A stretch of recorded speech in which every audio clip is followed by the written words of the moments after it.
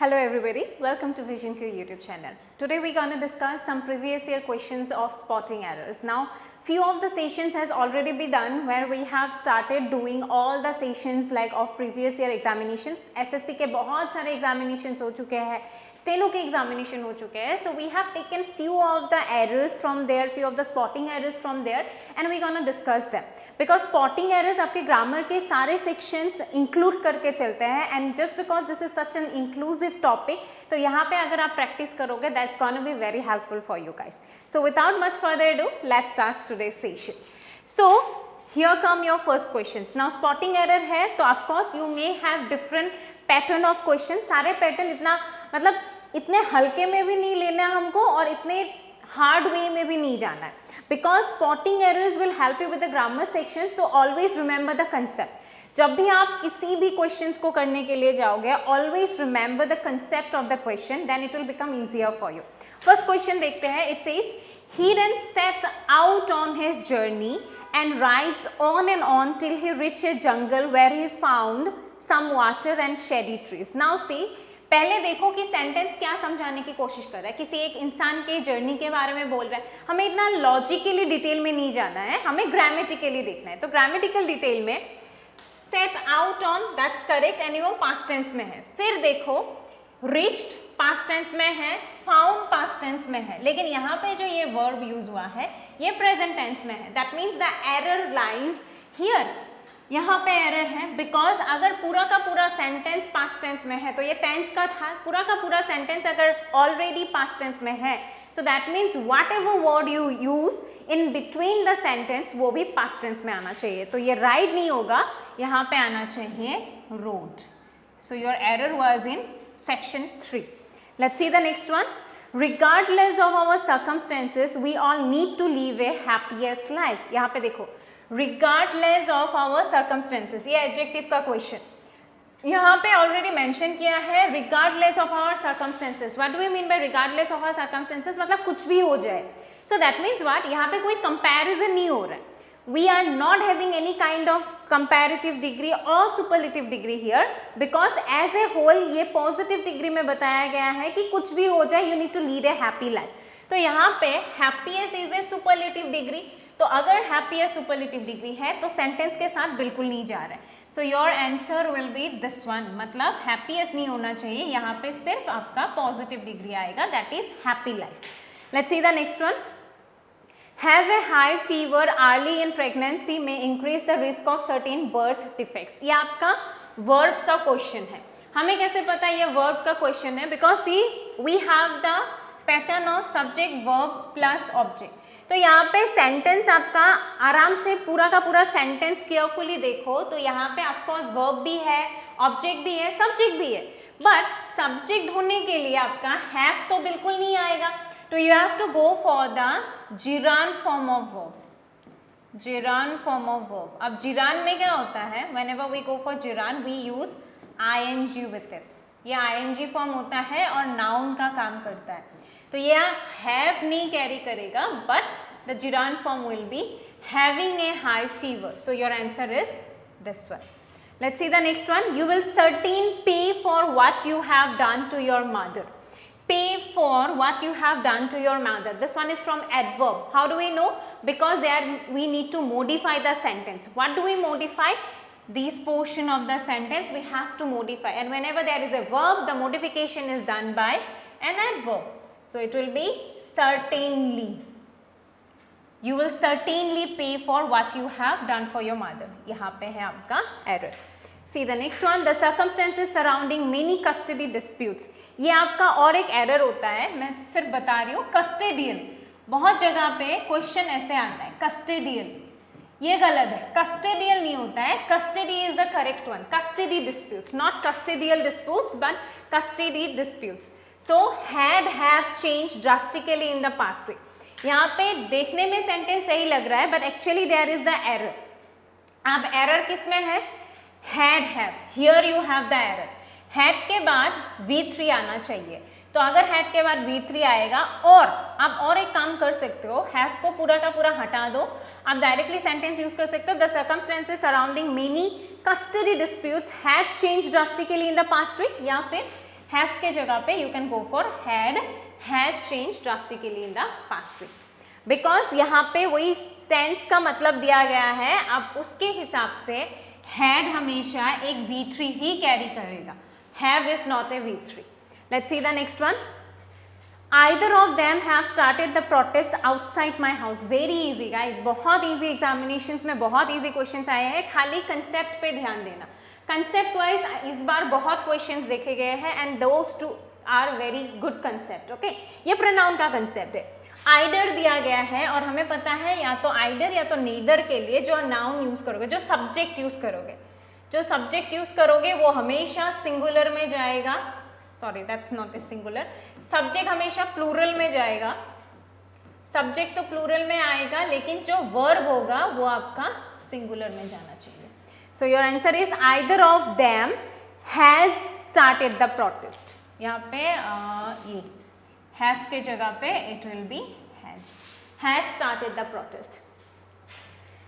Next, the deeper the pain, the much helpless we feel in dealing with our difficulties. Now देखो यहाँ पे comparison बताया गया है. So whenever there is a comparison, always remember either that question will be related to your degrees of comparison or directly from your adjective. So this question is related to your degrees of comparison, that is your adjective only. Now the first line here it says deeper. तो ये कौन से degree में है? Comparative degree. This is from comparative degree. अगर comparative degree है तो पीछे भी कंपैरेटिव डिग्री आना चाहिए. There shouldn't be two different types of या two different degrees in one particular sentence. ये हमने पहले भी जब सेशन किया था तब भी मैंने ये एडजेक्टिव के बारे में बताया था कि if you have one particular degree denoting something, if you need to repeat it that will take the same degree of comparison. So here as well much नहीं आएगा, much is not your comparative degree. यहाँ पे much के जगह पे it will be more helpless. This one more. So just because the deeper the pain, the more helpless will be the answer. Next, people are acting the way evolution have wired them. People are acting the way evolution have wired them में क्या आना चाहिए? People.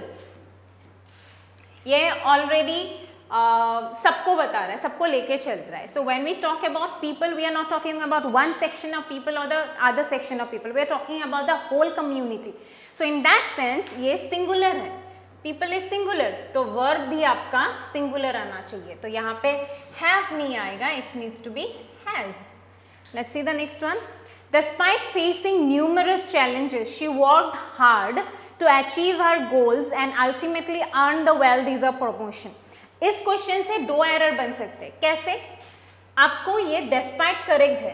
एक होता है आपका despite, एक आपका होता है in spite of. The other one is in spite of. Now both of them carries same meaning. इन दोनों का मीनिंग सेम होता है. They have the same meaning. Now when we say they have same meaning, the difference lies in the preposition.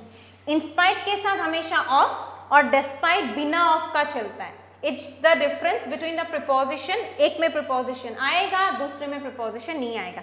ये बना आपका एक error और साथ में here is the error actually. Hardly ये adverb और adjective का difference है. यहाँ पे worked hard आना चाहिए, adjective आएगा, adverb नहीं आएगा. Hardly करोगे तो वो काम ही नहीं करता. It's gonna say the sentence will mean कि वो काम ही नहीं करती है. That's not the case. So here it will be worked hard. That's your answer. Let's see the next one. My colleague thinks that I am inferior than her. Again adjective का very easy. Inferior, superior, senior, junior, prefer, preferable. उनका preposition हमेशा to होता है. Inferior, superior, prefer, preferable, senior, junior, ये सब आपका कौन सा प्रीपोजिशन कैरी करता है? Preposition to. It carries the preposition to. Let's see the next one. No one knows that she comes from a richer family. यहाँ पे गलत दो जगह पे है. No one knows that she comes from a richer family. अब देखो comparison तो हो नहीं रहा है तो रिचर आएगा नहीं, तो directly it will be in the form of positive degree. और गलत कहाँ पे है? शी कम्स, गलत ये भी है और कहीं पे है, no one knows that she comes from a richer family, from a richer family नहीं होता है, she comes of a, of, from के जगह पे it will be of a rich family. This is your answer. See the next one. If you are stressed and upset, talking about your feelings can help. Talking about your feelings can help. आपका जो verb यहाँ पे use हो रहा है, ये verb नहीं है. Feelings के लिए कौन सा verb use हो रहा है? ये, और ये इसको denote कर रहा है.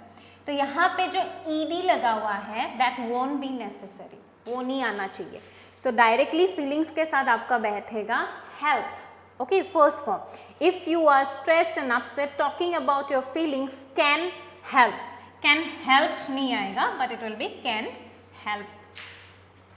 Next, my partner and me have become increasingly alienated from each other. My partner and me. My partner ये कौन से में है? First person. मतलब ये subject में. This one is in subject form. Okay. So यहाँ पे भी आपका subject ही लगेगा. Sorry.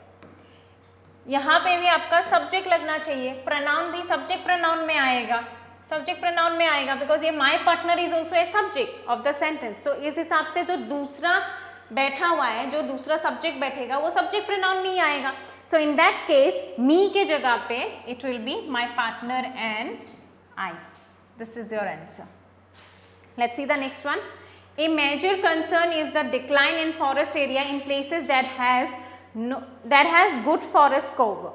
अच्छा, मेजर कंसर्न के बारे में बात हो रही है. Major concern is the decline in the forest area in places that has. Major concern is the decline in forest. यहाँ पे जो हैज है ये किसी के साथ नहीं जा रहा है, सिंगुलर में नहीं होना चाहिए. Major concern is the decline in forest area. ये फॉरेस्ट एरिया, एक पर्टिकुलर फॉरेस्ट एरिया के बारे में नहीं बात कर रहे, मतलब ये सिंगुलर नहीं बात कर रहे. It's talking about the plural, and plural is that forest area. बहुत सारे फॉरेस्ट एरिया है. सो यहाँ पे जो हम अब वर्ब यूज करेंगे वो वर्ब भी प्लूरल में जाना चाहिए. So it will be have, that have. This is your answer. My cognitive process is far most distinct then her ideologist. अच्छा, ये भी एडजेक्टिव का ही है और यहाँ पे डिग्री ऑफ कंपैरिजन ही आएगा. फार मोस्ट नहीं होता है, ये आपको ऑलरेडी पता है. ये पूरा का पूरा एक फ्रेज है ना. फार मोस्ट जैसा कुछ नहीं होता है, फार मोर होता है कंपैरेटिव डिग्री में. और ऐसे भी याद रख सकते हो, फार के साथ मोस्ट नहीं आता है. That just a phrase that we keep on using. Far more good, far more distinct. Let's see. enabling nursing homes to operate effectively during a pandemic require a clear-eyed understanding of their capabilities and limitation. अच्छा, enabling nursing homes to operate. लंबे जितने भी questions होते हैं हम उधर ही अटक जाते हैं. ओके. यहाँ पे देखते हैं सब्जेक्ट ये है और सब्जेक्ट किसका काम कर रहा है? जेरान. ये जेरान बना हुआ है, मतलब एनाबल था. जब ये जेरान बना इट टर्न्स इनटू एनाबलिंग. तो सेंटेंस जिरान से शुरू हो रहा है. जिरान सिंगुलर कैरी करेगा. सो अगर सिंगुलर कैरी करेगा तो देखो कहाँ पे हमें सिंगुलर पुट करना है. enabling nursing homes to operate effectively during a pandemic require a clear-eyed understanding of their capabilities and limitation. गलत कहाँ पे है? there नहीं आना चाहिए. there should be like oh, there is correct. wait. Here enabling nursing homes to operate effectively during a pandemic. अच्छा, enabling के लिए verb यहाँ पे हम require यूज कर रहे हैं. एंड रिक्वायर के लिए एनाबलिंग जेरांड है तो ये सिंगुलर फॉर्म में आएगा. और वर्ब के मुताबिक require is a plural one. तो रिक्वायर प्लूरल होता है और वर्ब में जब भी हम एस लगाते हैं तब जाके वो सिंगुलर बनता है. तो यहाँ पे रिक्वायर में सिर्फ एक एस लग जाएगा. That's your answer. Okay, because the verb we are using for enabling is require. So enabling nursing homes to require. Here 4. It will be requires.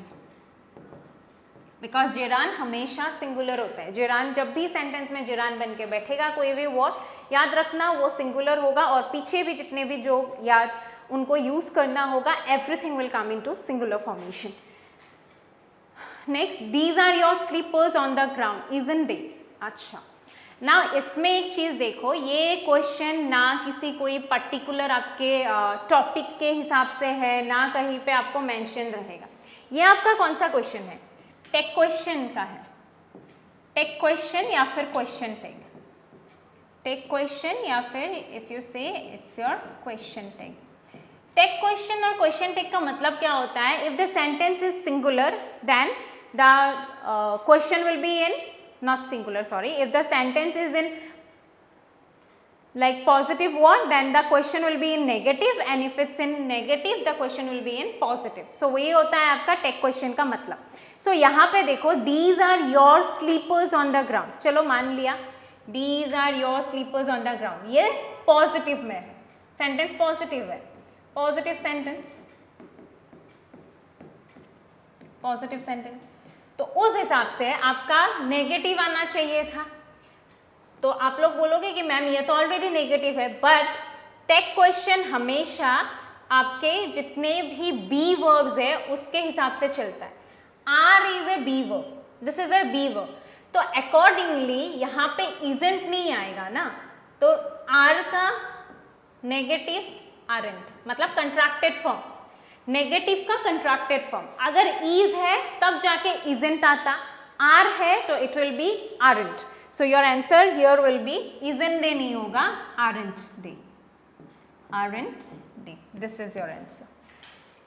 See the next one. He straightened up in the seat and taken a sip of his cold coffee.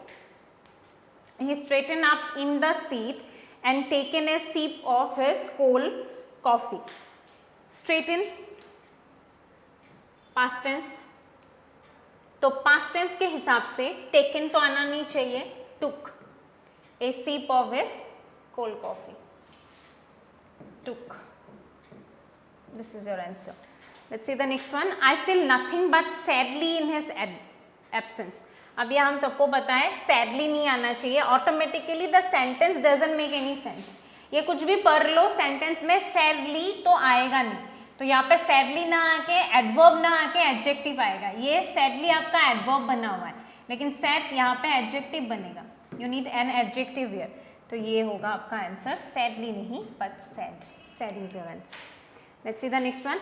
Post on social media that did riddled with spelling and grammatical errors are prime suspect for inaccuracies. अच्छा, post on social media that did riddled with spelling, गलत यहाँ पे है, did riddled, यहाँ पे गलत क्या है? did and riddle have the same type, same pattern. Either आप riddled use करोगे, simply riddle use करोगे, या फिर did riddle use करोगे। ओके, सो या तो एक होगा या तो दोनों को चेंज करना पड़ेगा, डिड रिडल या फिर सॉरी रिडल्ड। सिर्फ रिडल्ड आएगा, जैसे कि सपोज मैंने डिड को हटा दिया तो सेंटेंस बनेगा post on social media that riddled with spelling and grammatical errors are prime suspects for inaccuracies. और या फिर आप क्या पुट कर सकते हो, डी को हटा दो, post on social media that did riddle, okay, because deed and riddle V3 है, तो हमें दोनों को सेम तरीके से नहीं चाहिए होता है। So that was it for today guys. ये था आपके आज के सेशंस के कुछ questions, important patterns and important topics के साथ। आपका कोई भी क्वेरीज रहेगा एनीथिंग रिलेटेड टू दिस और एनी अदर टॉपिक्स, आप प्लीज कमेंट डाउन कीजिए कमेंट बॉक्स में। And if you want more videos like this, of course वो भी बताइए। What are the things that you mostly require? What are the things that you are looking for? आप हमें बिल्कुल बताइए comment sections में। And ऐसे ही और सारे वीडियोस लेके हम और आएंगे। आज के लिए इतना ही। Thank you so much.